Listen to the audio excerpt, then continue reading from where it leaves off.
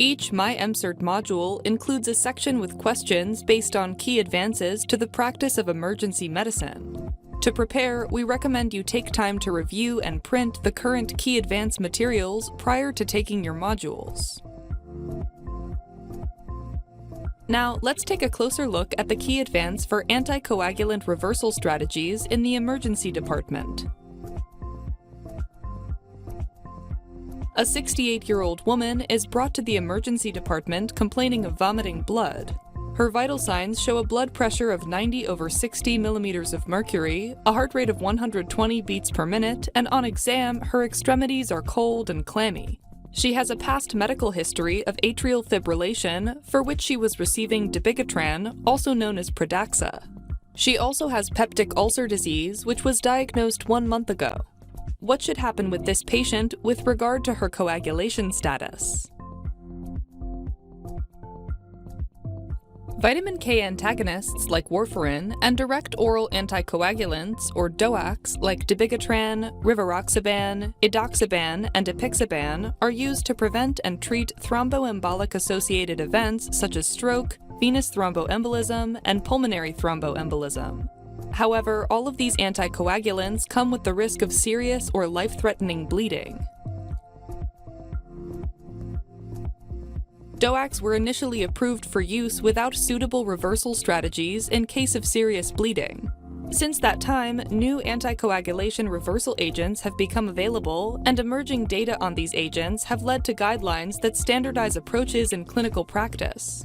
A multidisciplinary panel has come up with a list of the critical considerations and recommendations when identifying patients that might require anticoagulation reversal.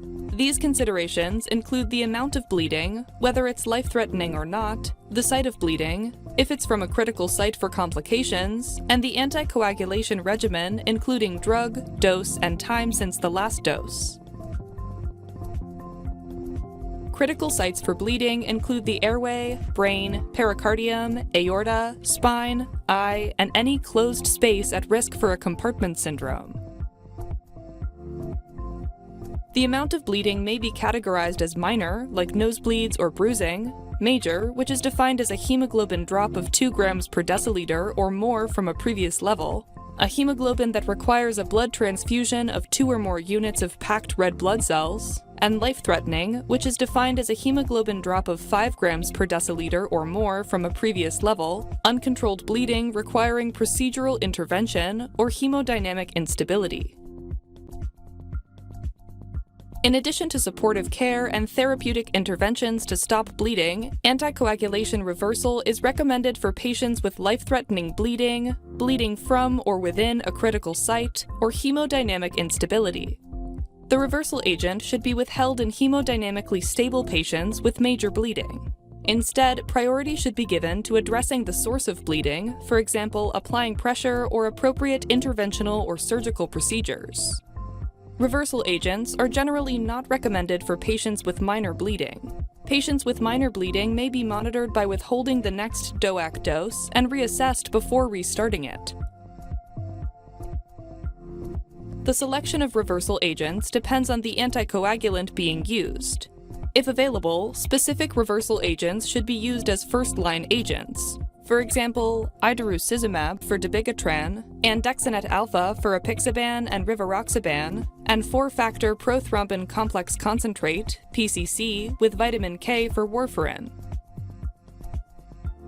For anticoagulants without a specific reversal agent, if specific agents are not available, or if the anticoagulant taken is unknown, 4-factor PCC such as Kcentra may be used for off-label reversal of DOACs. The FDA has approved Kcentra for major or life-threatening bleeding in patients taking warfarin.